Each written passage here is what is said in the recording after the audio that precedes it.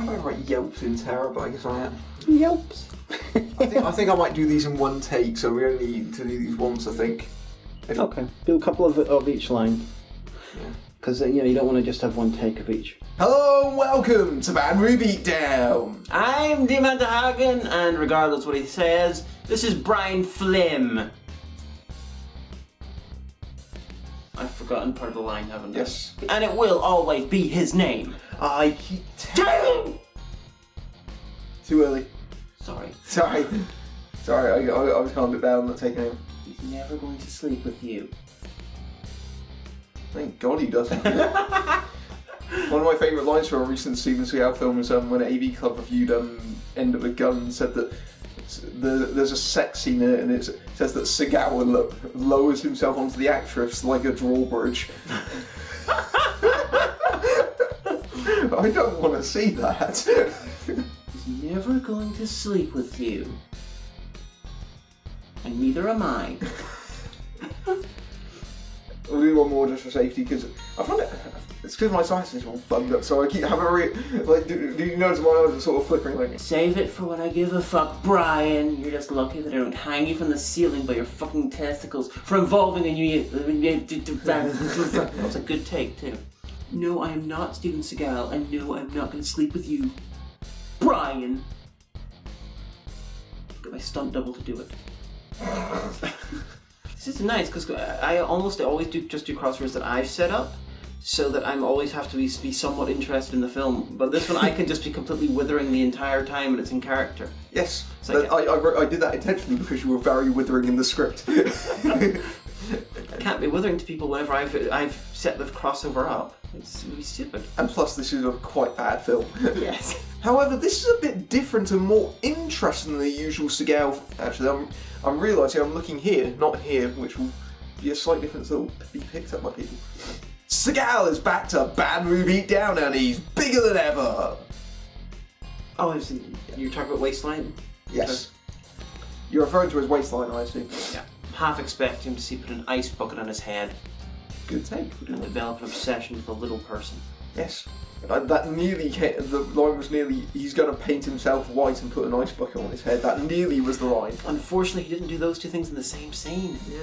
He's positively Brando-esque, and I'm definitely not talking about his... No, I nearly said his waistline then, that's bad. Acting. Are you suggesting that they're desperate mere minutes into the film? Because you don't need to suggest that. They clearly are. It's a Seagal film.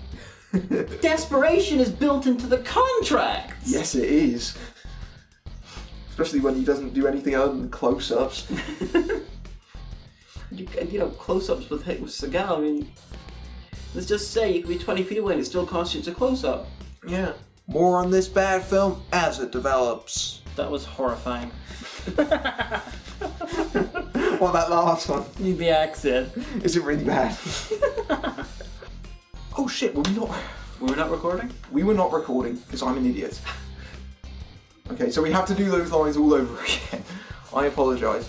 Maybe Steven Seagal is so good, he has a magic button that affects blows up. Fuck, sorry. Slipknot from Suicide Squad has really let himself go. Yeah, he can't even climb anymore. I don't know what that came from. I'm going to keep that in. And it's really hard to convince us that I can do this. Do the work of several men. You need a team of men to do this. No, just one. We're just over 10 minutes in and already we're getting the usual Seagal movie speech about how badass he is to massage his ego. Mine's got mine. Fucking hell. Well, it's hard to convince us he can do the work of several men when he can't even fucking run. Sorry. Sorry, it's cool. You can just tell me when I'm shit. Yeah, it's okay. It's okay. I prefer to be nice. Oh, so they're gonna take him away and kill him for Oh, screwing. sorry, I was still smiling at the end, from the end of the last week. And he never changes his appearance. Sorry, I was bad there. Sorry. No, really? Sorry, I still wasn't... Sorry. That man's a Rorschach mask away from being an interesting character, which is fitting given he looks really weird without one. Seagal, it gets a bit... Just because it doesn't leave... Sorry. Try again. Okay. Blend in? He can't even dye his hair realistically! forgot my line. Sorry. I think I was a bit bad on that table, so we'll do that one more time because you said something about I wasn't sure whether you're going into your line, and I think I was sort of like I had that deer in headlights look. Okay. Sorry. No, it's okay. It's fine. It's me forgetting to act. Do the filmmakers not understand how this cliche works? No. Do the filmmakers not understand how gangsters work? No. Do the filmmakers not understand how... Well, I'm going to assume everything, but, I'll cut it down. Gravity works? No. Good, continue. It's the strip joint parts, and there's lots of stuff going on in it, even though it goes on forever. And he's got psychic powers. Yes. I did love that you... I did love that at least one of us made the joke about him astral projecting. Yeah. You see the bit where Craig Schiffer kicks in the door? And the very opening of the Angel intro has him kicking open the door, so god damn it, you better put that a bit there where you dub on the Angel theme or edit it together. It has to be done. Well, I bought Craig Schiffer. You should have. He looks like a fat Bono. Bono or Sonny Bono? Bono. Oh, poor bastard. Seagal's killing the bad guys, therefore he's convinced he's the hero. There was an extra bit to this line which... Massive deconstruction there. Massive deconstruction of the concept of scripts there. That's cool. Sorry. From me. That's why we have Flub videos. I would have thought it was a handgun! And he managed to destroy the club, that's what I used. Nay, a blunderbuss! And he managed to destroy the club. Oh, sorry, you were ad-libbed there, kind of threw me off. Sorry. Sorry, it's okay. One more like that, and I think we'll move on. Car pass. Yeah. That'll be very difficult. This is a busy main road, unfortunately. Now you're taking the piss. I wish the rest of the film was Porter and Carey suing the shit out of that guy. Fuck you, car. Now kiss. Once the motorcycle goes past. Yeah. There's a word for that. Symbolism! Yeah. Probably that. I fucked it up because the cat... Yeah, that fucked up the take already. It's alright, we'll do it again. I love having to yell the word symbolism.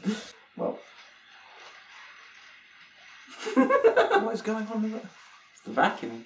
Yeah. Should we briefly pause? And he managed to destroy the club. Sorry, sorry. Is my ad-libbing okay, or is it, should I... Say blunderbuss, I think blunderbuss is... Or, no, choose one of them, and then okay. He can't even dye his hair realistically! And, sorry, that was a little bit loud. Sorry. It's okay, this one. Just worried about my camera. Do your damn jobs! Less loud on the last one. Sorry. No, it's okay. I'm just very cautious about doing it in a hotel. That's why I was again being very cautious with the way I was phrasing things. I was like, well, there are certain words you can't say in a hotel. And I just picked the perfect movie to do that with. A theory that I test every time I do a review in a hotel. Great! Another scene that exists solely to brag about how awesome Seagal, how brilliant Seagal is. Great! Another scene that exists solely to brag about how brilliant Seagal is. These films treat Seagal like Poochie. Whenever he's not around, everyone should be asking, where's Seagal? Seagal clearly died on the way home to his home planet. I wish. What's the Dolph Lundgren Punisher? Still better than Tom Jane. That Tom Jane one is really boring. They tried to go for an operatic feel and it doesn't work at all. I hate Tom Jane. In fact, I hate him so much, one of the reasons I love The Mist is that Tom Jane is so upset by the end. He's more than half past dead. Ah! Oh, let me hanging. Oh shit! Did it again. Sorry. We're gonna have to do those lines again. Sorry. Well, you should check the last one. I will check the last one, but I think it's only because I turned off the last one. Didn't. Okay. A far more pressing and important question on so many levels. Entire papers will be written about this question. What is with all the characters wearing randomly coloured shades?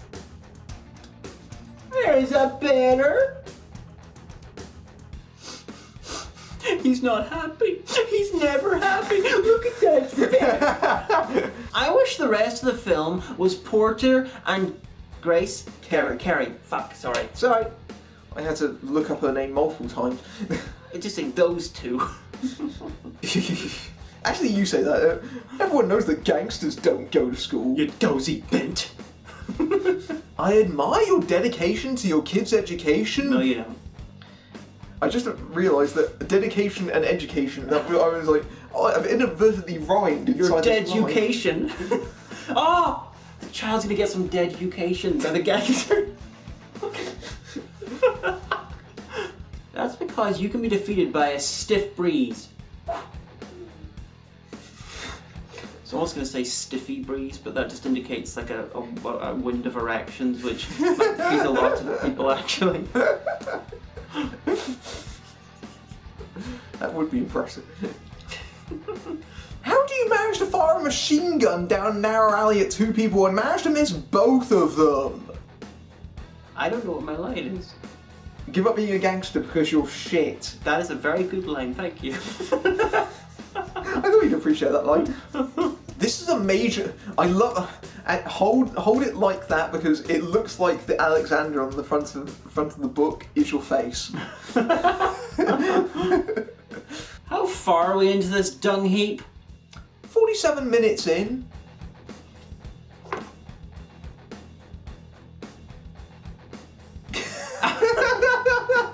He's the top billed star. He spends most of the time sitting, and he doesn't have to remember any lines until the 47 Till halfway through. fuck. Yeah, It's alright, it's okay. You nearly got it. You could be walking into a twat, you trap!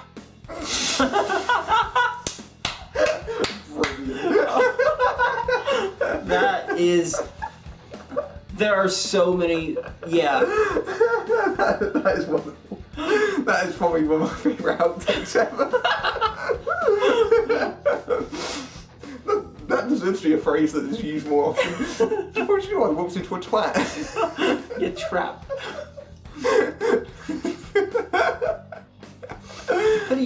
It's pity you don't do Flubs videos for every single video. Only the crossovers. And for this reason, because they're funnier. Normally it's just me going, damn! Or something like that. Okay. I'm getting very or if I muck up a take loads of times continuously, getting very irritated at myself. He could be walking into a trap, you twat! He said he, fuck. When you say judge, jury, and execution, I keep thinking Judge Judy and execution. Judge Judy and executioner. I sense a really stupid twist coming! What? Oh, sorry, I should be looking towards camera and then turn to you, sorry. That's my bad. I sense a really Oh, sorry, I wasn't ready then because I was still looking at the script, just making sure I had my line down. Sorry, they're being so subtle about setting it up. I also sense the Dom is having a very nice time in California. Probably bloody well is, apart from the heat. He probably swelters as a British person. And the crazy people around. Yes. Because it's the United States. But it's not Florida, so, it could be worse. Wah, wah, wah, wah.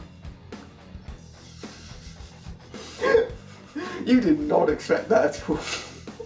What is my first bit of my line again? Because a code of honor. Whatever the fuck that means. I mean, it's a code. We have to crack it. We need the key. We need the Enigma machine to crack his code of honor. I'm pulling the weirdest face. They don't even mention it's a club full of They witnesses. don't even mention there's a club full of witnesses. Okay. Because they don't. There's like loads of people saw this conversation going on. Apparently. Yeah, but that never comes up. Because of course it doesn't. Because that would invalidate the stupid twist. Or untwist, whatever the bloody hell it is. How do you manage to fire a machine gun down our... Oh, boy, that must be one thick pillar. You're telling me that... what the hell is happening? Are they two separate people? No. I watched Sniper Special Ops. It's the one that's... Ryan, you know Brad's friend Ryan Mitchell? That does... Would he work on it? Yes, it's a Fred Olen Ray movie. He did the editing for it, and he's technically in the movie. Oh, good. He is in the movie as voiceover because they're radioing into command, and he was the stock voice they used in editing, and they didn't bother to replace him, so he's in the final version of the film. So I actually caught it before Brad did. I was like, is that Ryan? Is he? He was texting while I was watching it. It's like, are you in this film? It's like, yeah, they forgot to replace me. Because obviously Ryan doesn't sound like he's a military type, strictly speaking. So. Oh, that's brilliant. He used to work for Dean Devlin, didn't he? It might have done. I think he was like his personal assistant or something. Ah, cool. It's a shame he didn't get to work on Geostorm though. His career would have had a bit of a. Well, just to say the word Geostorm over and over again. Okay.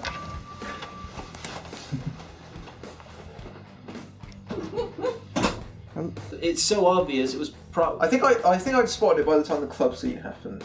I think I was before the club scene. I think it might have been the first encounter for you then. I think it's possible that there are people who watched this film, but who spotted the twist before they even put the film on. Why did he deserve to die? Oh fuck! What was the first part about?